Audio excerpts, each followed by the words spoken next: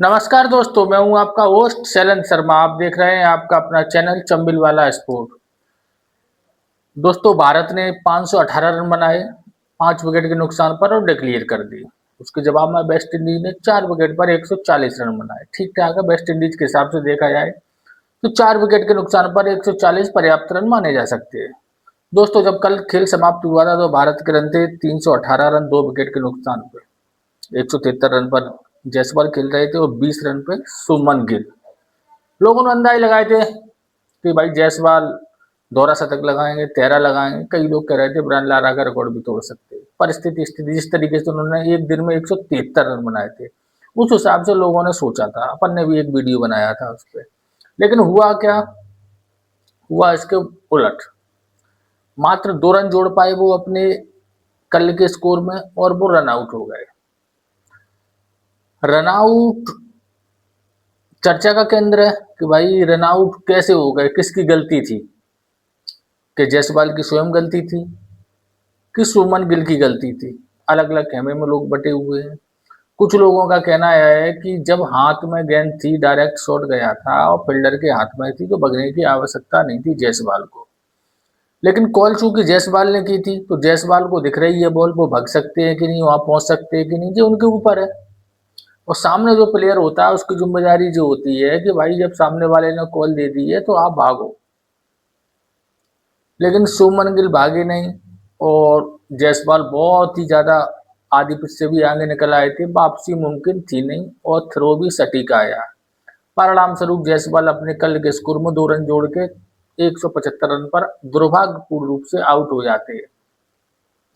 अब दूसरा पक्ष है, वो कह रहा है कि सरासर इसमें सुमन गिल की गलती थी, क्योंकि उनको भागना चाहिए था।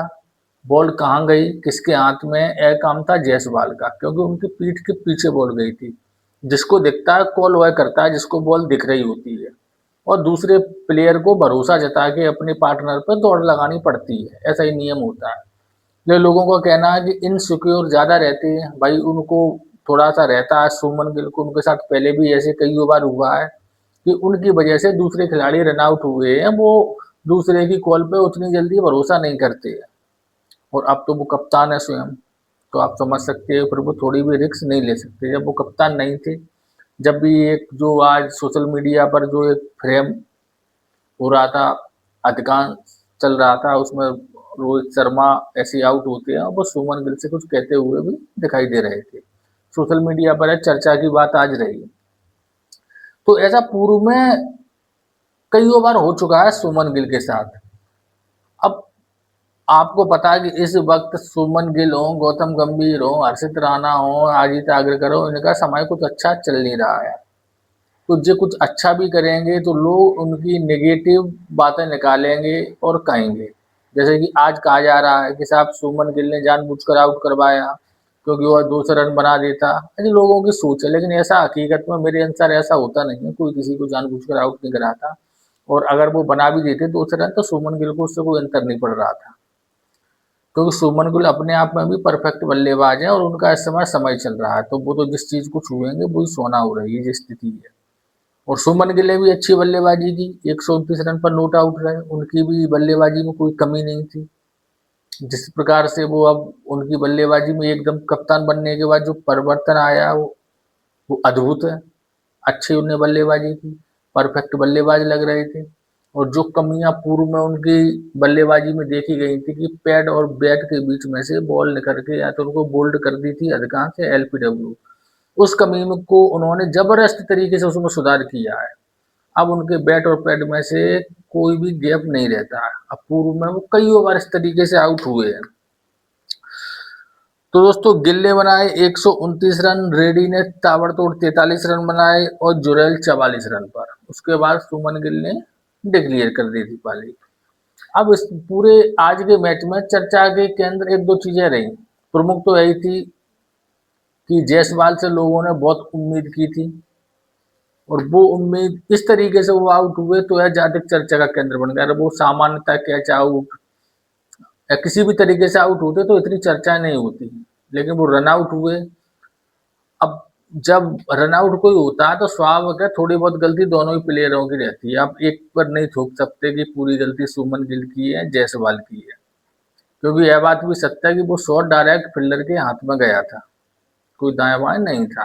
तो ये भी बात है। और दूसरी बात यह है कि सुमन गिल को अगर अपने पार्टनर पर भरोसा रखना चाहिए, उन्होंने कॉल दी है तो फिर आपको भागना चाहिए था।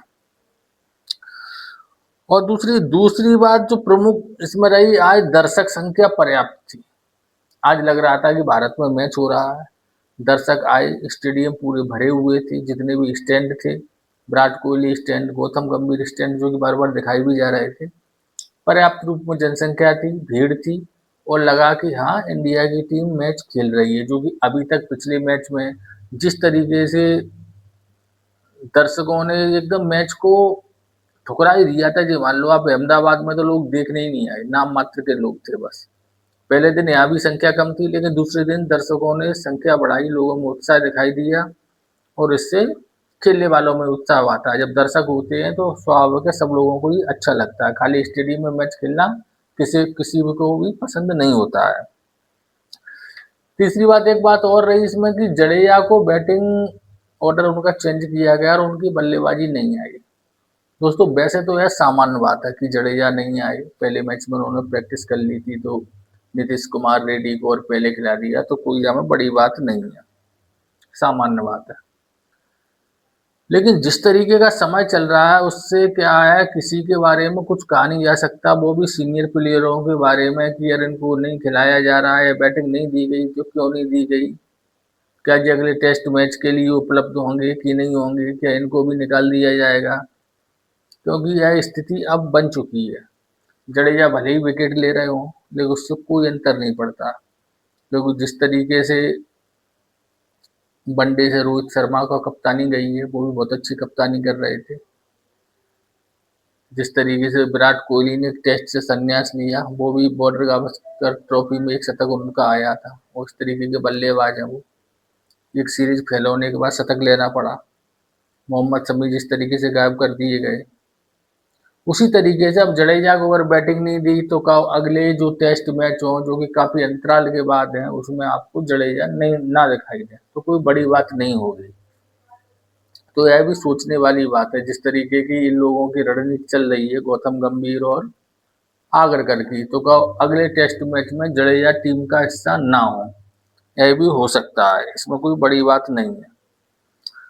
तो दोस्तों आज जो टेस्ट मैच है इनमें कोई विशेष चर्चा वाली बात तो रहती नहीं है, क्योंकि रोमांच है नहीं, मजा उसी मैच में आता है, उसी में चर्चा करने में अच्छा लगता है, उसमें चर्चा वाली बातें निकलती हैं जो कंपटीशन वाले मैच हो, बराबर की टीमें हो, तो इसमें कोई बराबर जैसा नहीं है। हाँ वेस्ट इंडीज ने आज बल्लेबाजी अच्छी की, 140 रन बनाए 4 विकेट के नुकसान पर, और ऐसा लग भी रहा था क्योंकि भारत की तरफ से भी आप देखो जो बल्लेबाज आया सबने रन बनाए हैं, 38, 87, 129, 43, 44, 175, सबने रन बनाए। तो बैटिंग वाली पिच तो है, जो तो दिख ही रहा है, तो उन्होंने भी ठीक ठाक बल्लेबाजी की, 4 विकेट पे 140 पर 4 विकेट को चले गए।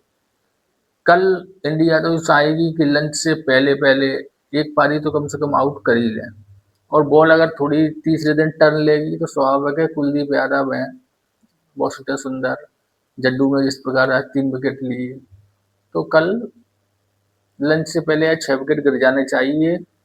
और अगर पिच ने थोड़ा अधिक मदद दी तो कल मैच समाप्त भी हो सकता है, कोई बड़ी बात इसमें नहीं है।